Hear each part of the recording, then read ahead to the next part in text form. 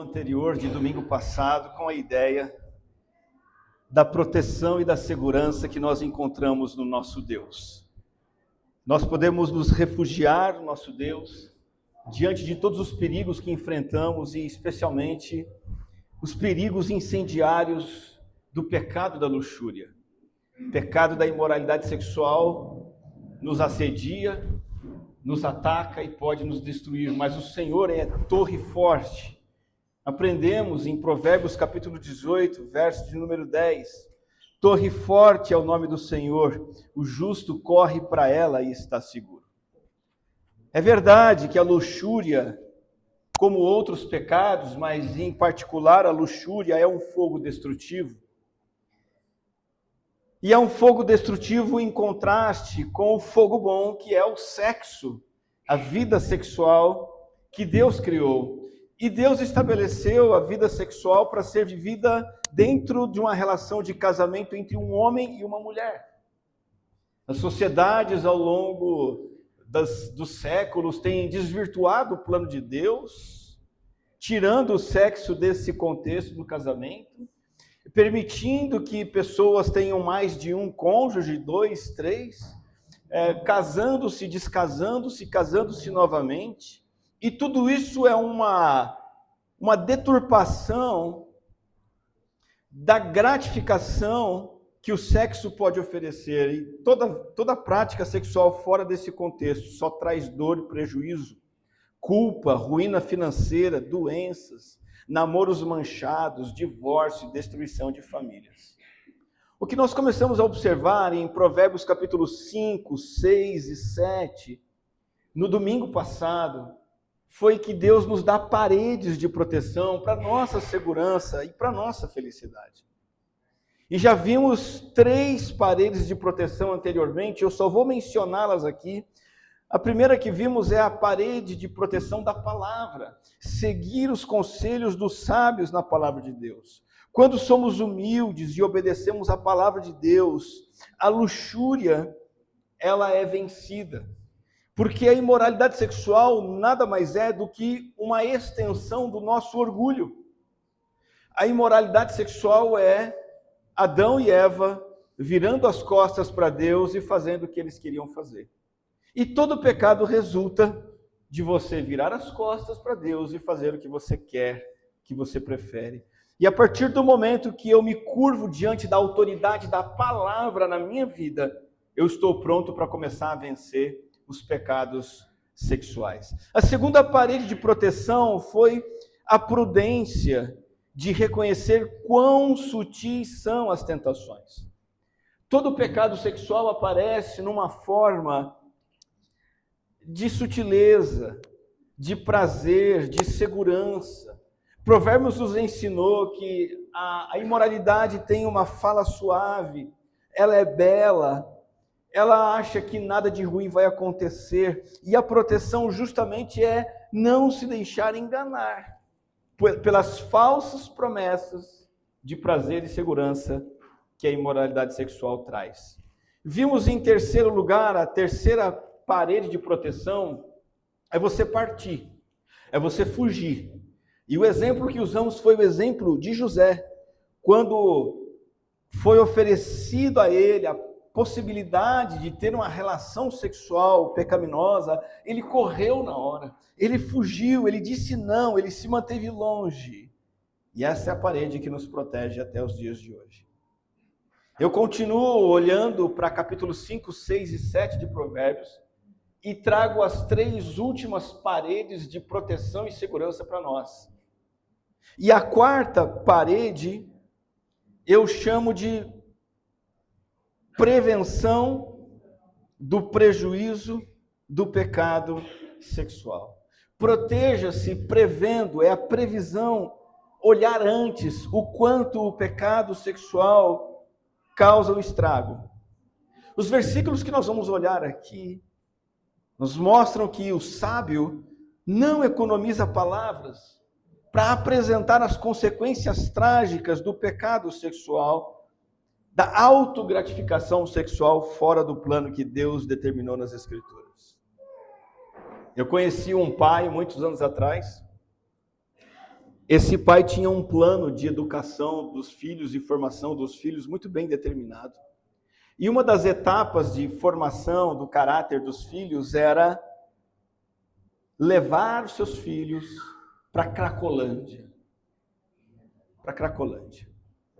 Cracolândia, para quem não sabe, antigamente uma região no centro de São Paulo, uma região onde praticamente seres humanos quase que numa situação de zumbis, ficam ali dopados o tempo todo, vivendo misturados à sua própria miséria, perdição, urina, fezes, fome, vivendo na indigência, na mendicância, por pura vontade e escolha própria. E este pai queria levar os filhos para que eles tivessem contato antes com as consequências de uma vida desregrada. Para que eles vissem antes aonde a droga leva. Para que eles vissem antes aonde a rebeldia, o orgulho levam. E esses filhos então estariam preparados com esse choque de realidade e teriam convicção de recusar a maconha, a bebedeira, o crack, a droga, a vida de bagunça e farra. É uma previsão do que está por acontecer se você escolher aquele caminho. O sábio aqui em Provérbios prevê resultados trágicos também da luxúria com esse mesmo objetivo. A previsão nada mais é do que ver antes, antecipar. É um sinal de sabedoria.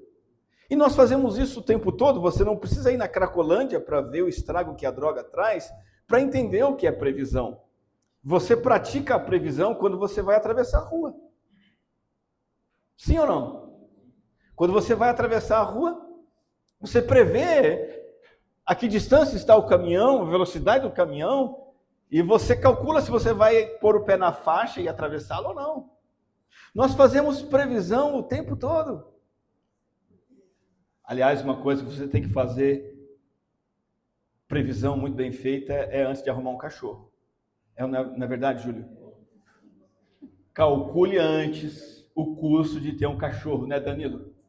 Não calcule. Quem é apaixonado por cachorro não faz essa previsão.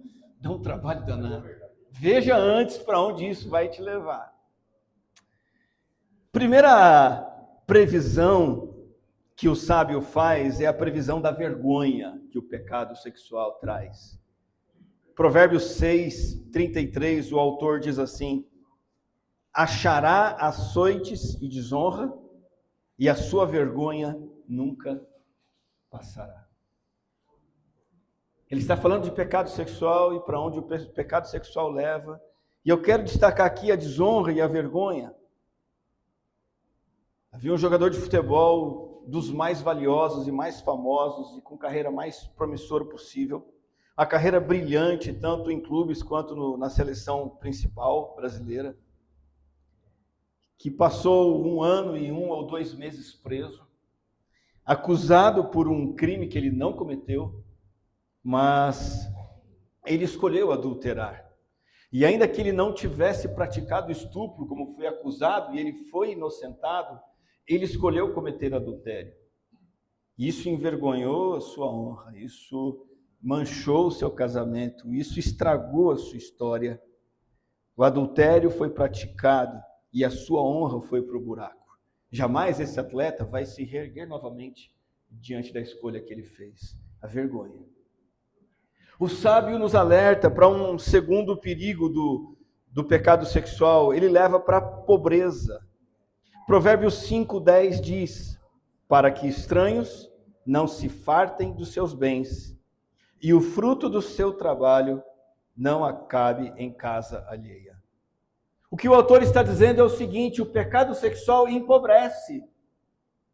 O pecado sexual quebra você financeiramente. Um amigo meu, na juventude, ele teve uma promoção no seu trabalho, e mesmo conhecendo o evangelho, ele achou que com mais dinheiro ele poderia viajar do interior na cidade dele com muita frequência para baladas mais sofisticadas em São Paulo, e gastando uma grana alta aventuras que envolviam também, com certeza, namoros, envolvimentos físicos, sexuais.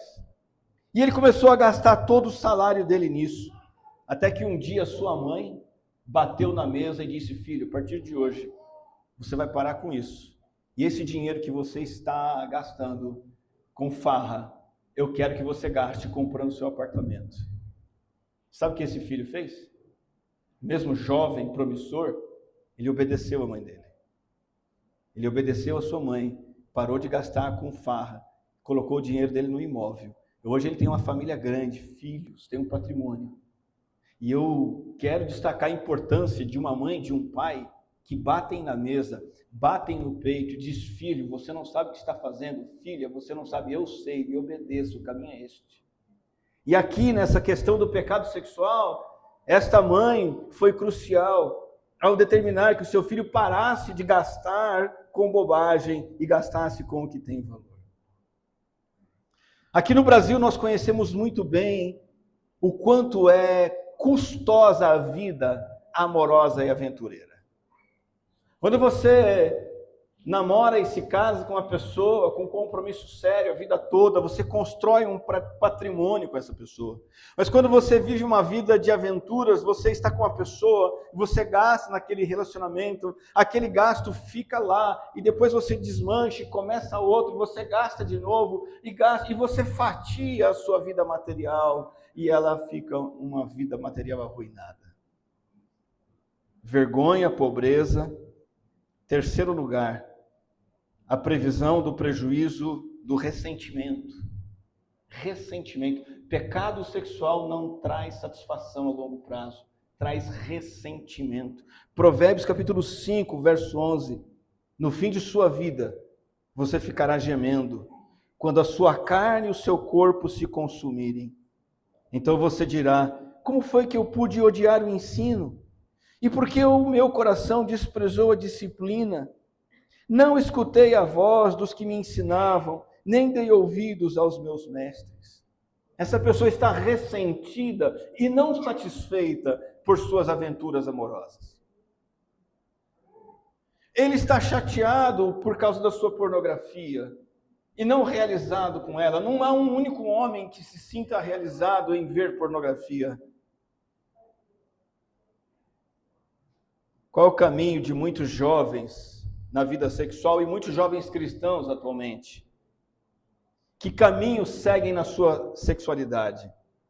O caminho é esse. Começa um relacionamento de namoro, puramente físico, um namoro totalmente focado em atração física. Muitas vezes esse namoro físico se arrasta por anos, e aí chega um momento que, por uma série de razões, eles precisam se juntar ou se casar. E aí, depois que isso acontece, não muito tempo depois, a atração física entre eles vai acabando. A atração física acaba não sendo mais forte do que os desentendimentos e as decepções mútuas. E aquele sonho antigo, muitas vezes de anos atrás, de uma vida de paixão e prazer intenso, se torna um relacionamento de ressentimento, de frustração e de briga. O sábio já diz com antecedência: na vida sexual promíscua só traz ressentimento. Vergonha, pobreza, ressentimento. Em quarto lugar, castigo. Provérbios capítulo 6, versículo 29. Assim será com o que se aproximar da mulher do seu próximo, não ficará sem castigo todo aquele que tocar nela. Quem está afirmando isso é o justo juiz, que decreta esta justa sentença contra aqueles que não aceitam o que ele determinou.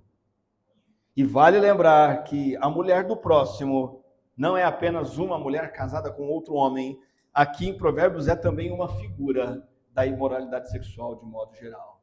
Quem toca na imoralidade sexual sofrerá castigo do Senhor, castigo este severo. Há ainda mais previsões do castigo, do sofrimento e das consequências do pecado sexual. Quinto lugar, ruína. Provérbios capítulo 6, versículo 32. Ruína. Quem comete adultério não tem juízo. Só mesmo quem quer arruinar-se é que pratica tal coisa. O adultério, a fornicação, o pecado sexual acarretam ruína para quem pratica. Promiscuidade sexual é sinônimo de fracasso na vida. Em sexto lugar, nós temos o problema fatal, o último que nós devemos prever antes de cometermos o pecado sexual, é a morte. Provérbios capítulo 5, versículo 23 diz: ele morrerá pela falta de disciplina e pelo excesso de sua loucura sai cambaleando por aí. O que nós podemos falar sobre morte como consequência do pecado sexual? Doenças sexualmente transmissíveis matam muitas pessoas. Quantos crimes passionais acontecem? As pessoas apaixonadas e dominadas pela paixão acabam cometendo crimes. O pecado sexual traz adoecimento psicológico e mental, que acarreta em depressão, angústia, e muitas pessoas chegam a tirar a própria vida. Tudo isso decorrente de comportamentos sexuais fora do padrão de Deus. Agora, preste atenção numa coisa. O que o Senhor nosso Deus está fazendo aqui não é apenas meter medo, nos amedrontar. É o Deus de amor prevendo os estragos lá na frente, nos dando um forte impulso para o abandono da luxúria e a busca do refúgio no Senhor. Buscar o refúgio no Senhor e a nossa segurança. Ele é a torre forte, Ele protege do perigo. Aqui nós temos um pai amoroso que mostra a Cracolândia para o seu filho, porque deseja salvá-lo daquela miséria. Este quinto pecado sexual que estamos estudando, pecado capital que estamos estudando, o pecado da luxúria, é um pecado que traz consequências terríveis, e Deus, o nosso Pai, nos ensina a prever essas consequências. Falar verdades como essas que nós estamos falando aqui hoje soa como intolerância para a nossa sociedade. Para muitos, o que eu estou falando aqui hoje representaria um discurso de ódio. E você pode arrumar sérios problemas ao expor essas realidades. Ainda assim, a despeito do que o mundo ache, do que essa nossa sociedade aparentemente fofa ache, a verdade permanece. A verdade tem que ser anunciada. E este não é um discurso de ódio, esse é um discurso de amor, de graça, de salvação. É uma verdade que vem para o nosso bem, nosso e as pessoas do nosso convívio. Não vale a pena. Faça uma previsão dos pecados sexuais e entenda, não vale a pena trair a sua esposa. Não vale a pena consumir conteúdos pornográficos. Não vale a pena fornicar. Saber disso protege você. Essa é a quarta parede de proteção. Eu trago mais uma parede de proteção em Provérbios 5, 6 e 7. Além de previsão, já vimos agora, a próxima é a parceria conjugal. Proteja-se buscando satisfação sexual no casamento. Provérbios capítulo 5, verso 15, orienta-nos a dizer ao seguinte: beba água da sua própria cisterna. O contexto aqui é comportamento sexual, tá? E das correntes do seu poço. Porque você derramaria suas fontes lá fora e os seus ribeiros de água pelas praças? Que sejam para você somente, não para os estranhos que estão com você. Seja bendito o seu manancial, alegre-se com a mulher da sua mocidade. O autor aqui usa uma série de metáforas, de comparações que descrevem satisfação sexual no casamento. E a ideia que esses versículos nos comunicam é de fugir da tentação sexual que está na praça, que é a ideia desses versículos, lá fora, nas praças, nas ruas. Fuja da tentação sexual lá fora e entre no seu lar e encontre prazer único no seu matrimônio, no seu casamento. Um banquete no lar impede que você coma comida estragada na rua. Quando você que está fazendo uma dieta que a sua nutricionista, o seu nutricionista indicou, você segue a dieta certinha na sua casa ali, você come aquele alimento com a quantidade de calorias certa, de nutrientes corretos, você se alimentou em casa, ao sair para o trabalho, você não vai ficar tão tentado a comer as besteiras que tem na rua. Na esquina tem o carrinho de cachorro-quente, na outra tem a pastelaria, na outra tem a doceria. Você está satisfeito com comida saudável. E isso protege você de comida estragada e comida ruim. Nada contra o hot dog, nem contra os vendedores de hot dog. Me perdoem, meus irmãos, a comparação. Quais são as analogias desses versículos? Ele fala sobre cisterna, ele fala sobre poço, correntes, fontes, ribeiros e manancial. O que são essas coisas? Recursos. Recursos que armazenam e guardam e canalizam a água para ela não ser desperdiçada. Desejo sexual deve ser controlado e canalizado para dentro do casamento. Quando você tem o seu sítio e você tem água no seu próprio poço, você não precisa ir no poço do sítio vizinho para tirar água de lá. Da mesma maneira, o homem e a mulher que se sacia sexualmente no seu casamento, ele não precisa de sexo barato e sujo lá fora. E isso tem algumas implicações importantes para todos nós, até para os não casados. Implicação para solteiro, implicação em relação à monogamia e alguma implicação em relação ao namoro. E eu vou falar sobre isso agora. Em relação a solteiros, o que significa para você, solteiro, esse versículo? Significa espere. Espere. Como é que eu vou usar essa parede de proteção do casamento se eu não tenho um cônjuge para me satisfazer sexualmente? Espere. E isso já vai ser a sua proteção, se é o seu plano futuro se casar e ter uma vida sexual. Espere o momento certo para beber das fontes transbordantes do prazer sexual no casamento. Não nos esqueçamos, a água que corre na sarjeta é poluída e nojenta. As correntes transbordantes do lar são puras e vale a pena esperar por elas. A fórmula matemática da Bíblia sobre isso, sobre sexo e solteirice, é muito simples. Quanto menos agora, mais depois. Quanto menos antes, como solteiro, mais eu desfruto depois de casar. E a ideia das Escrituras é, se eu insisto em beber das fontes sexuais antes de me casar, depois essas fontes estarão cada vez mais comprometidas. Agora, qual é a militância e a matemática do diabo? O diabo nos leva para o contrário. A ação do diabo é, quanto mais agora, menos depois, e é isso que ele quer. E é isso que nós vemos na vida sexual das pessoas. Muito sexo antes e depois que se casa. O diabo quer que você pare de fazer sexo com o seu marido e sua esposa. E ele tem conseguido. Uma deturpação completa do plano de Deus. A graça de Deus é capaz de reverter os efeitos desse pecado. A graça de Deus é suficiente para perdoar um rapaz, uma moça, um homem ou uma mulher que tiveram uma vida sexual antes de se casarem. Basta recorrer a essa graça. O Senhor Jesus Cristo é aquele, continua sendo aquele que diz, nem eu tampouco te condeno.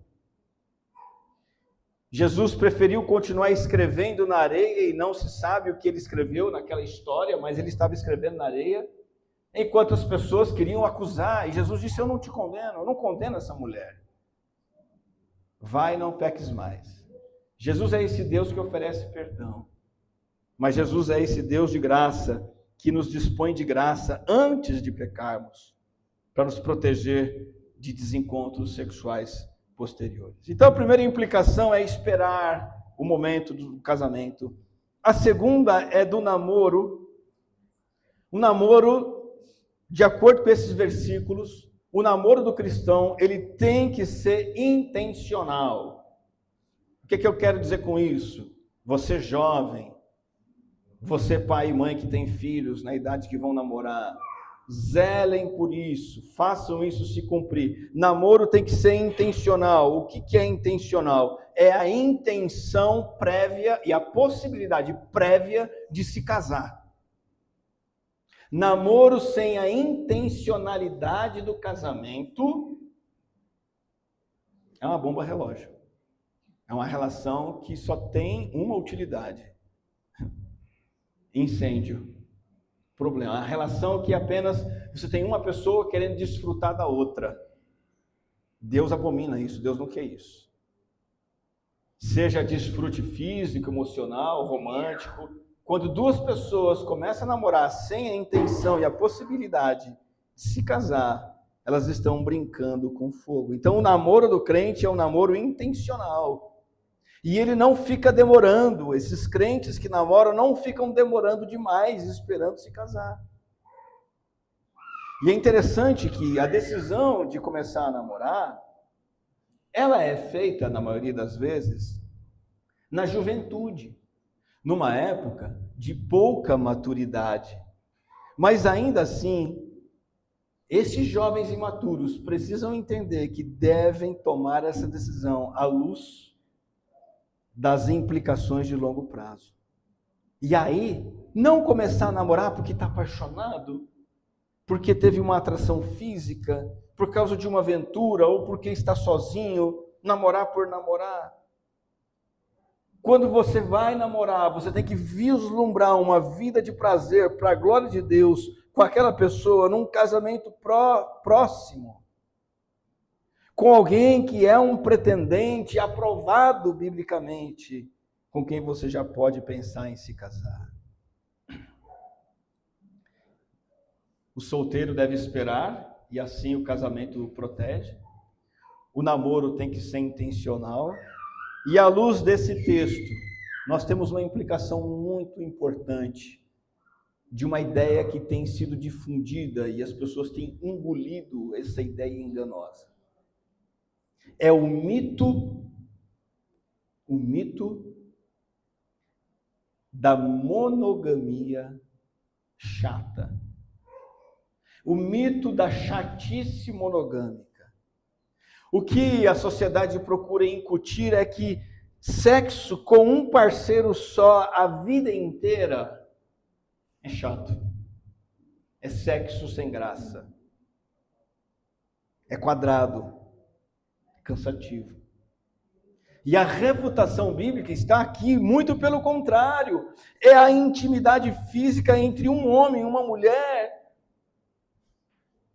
que só aumenta e melhora enquanto o seu amor cresce no decorrer dos anos. Jovens, saibam desse segredo. Verdadeira experiência sexual não está em aventuras sexuais, em corpos atraentes. A verdadeira experiência de prazer sexual é a experiência de uma amizade entre duas pessoas fiéis uma à outra, que vão vivenciando a sexualidade como uma consequência desta relação de afeto, de intimidade. Nada se compara com a alegria profunda de um relacionamento sexual com alguém que conhece tudo sobre você. Essa pessoa sabe tudo sobre você. Te conhece por inteiro. Suas falhas, suas virtudes, seus erros, seus acertos. E ainda assim, ela se entrega a você, aceita você, cresce com você. E isso traz uma experiência sexual diferenciada. Uma experiência sexual baseada na graça, que é 1000 vezes melhor do que qualquer exploração sexual barata que o mundo oferece. Falamos hoje aqui de 2 paredes de proteção: a previsão e a parceria conjugal. Eu quero encerrar a terceira e última, ou a sexta e última, a mais importante de todas, a fundamental, a mais estratégica. Proteja-se do pecado sexual praticando, acima de tudo, a presença. de Deus. Essa é a porta anti-chamas final, a mais poderosa contra a sensualidade e o pecado sexual. Leve a sério a onipresença e a onisciência de Deus. Antes de pecar, quando for tentado a pecar, e ainda que você peque depois de pecar, se lembre, Deus está sempre presente, sempre ciente. Provérbios capítulo 5, versículo 21. O assunto do capítulo 5 é vida sexual. E o autor diz, porque os caminhos do homem estão escancarados, diante dos olhos do Senhor, e ele considera todas as suas veredas. Que esse versículo está nos dizendo que Deus contempla, Deus considera todos os nossos caminhos. Não há nada que escape da atenção de Deus, e praticar esta verdade muda tudo. É algo a ser praticado. O que estudiosos da teologia prática dizem sobre isso é praticar a presença de Deus. Exercitar-me no conhecimento, na ideia, na realidade de que Deus está aqui agora, assentado ao meu lado, vendo o que eu estou vendo, andando atrás de mim, à minha frente. Na hora de cada tentação, como em todas as horas, para onde formos, Deus já está lá. O que fazemos, Ele está vendo. O que nós falamos, Ele está escutando. O que nós pensamos, Ele também sabe. E a ciência disso, o conhecimento disso, nos protege do pecado sexual. Porque nós temos que tomar uma atitude, e quando tomamos uma atitude diante disso, a atitude é: eu não quero que Deus veja isso, porque Ele reprova. Eu não quero que o Deus 3 vezes santo veja em mim este pecado tão sujo.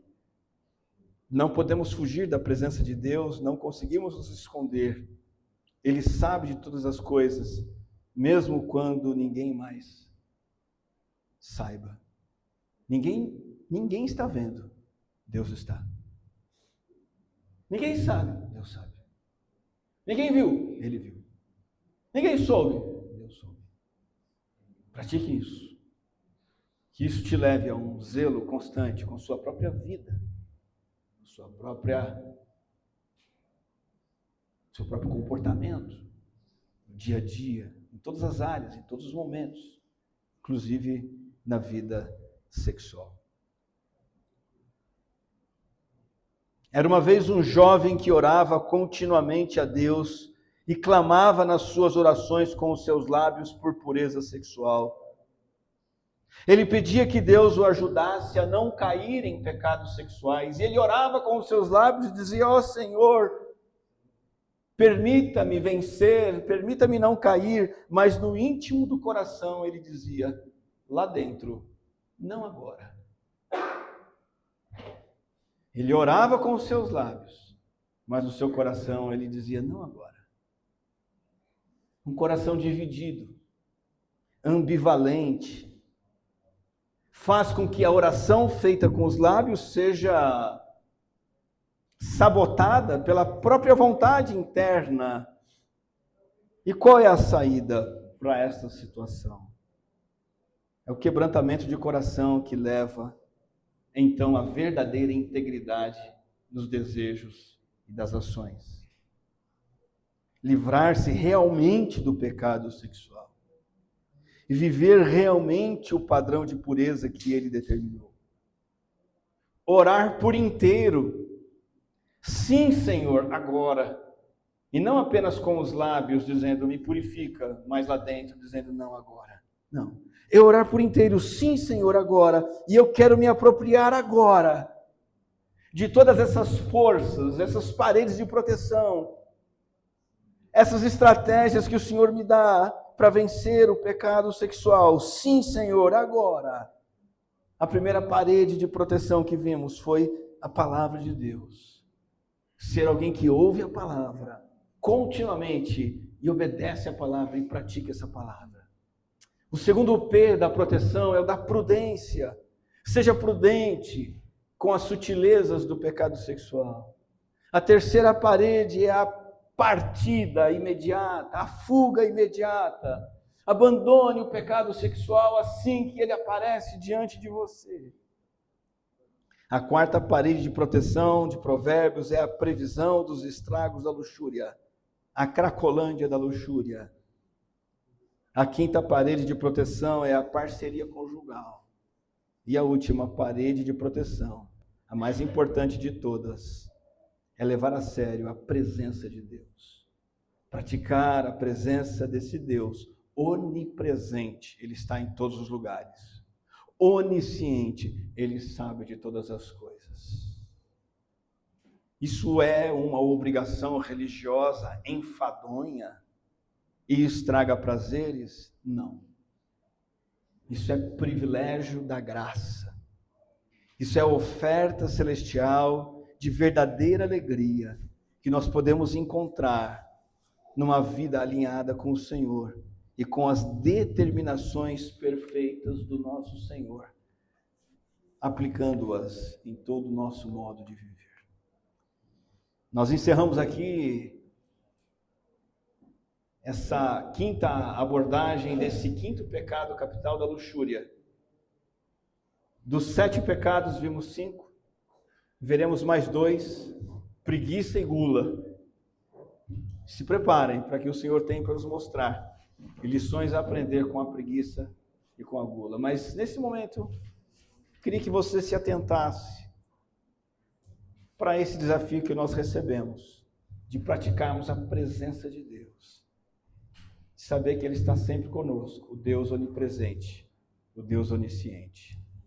Diante disso, eu convido você a curvar sua cabeça, fechar os seus olhos, para nós falarmos com o nosso Senhor. Ó Deus de graça e misericórdia e bondade, erguemos ao Senhor o nosso coração e a nossa voz, agradecendo por o Senhor ser este Deus que não nos abandona, sempre presente, sempre amigo. O Deus que batalha as nossas batalhas por nós, e no Senhor temos a certeza da vitória. O Deus que vai à frente, nos ajudando em nossas fraquezas.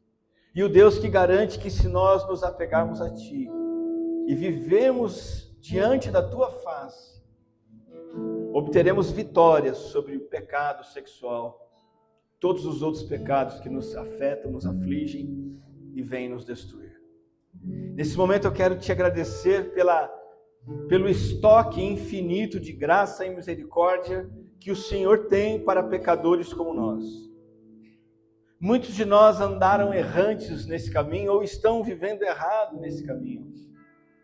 Cada um de nós possa encontrar no Senhor, nesse estoque de graça e misericórdia, o perdão do Senhor, a aceitação do Senhor, o Deus que é bom, o Deus que nos acolhe, o Deus que nos lava do pecado, o Deus que nos purifica, que nos coloca de pé, nos ensina a caminhar em vitória. Queremos andar em vitória, pois o Senhor Jesus Cristo venceu por nós. Em nome dele que oramos. Amém.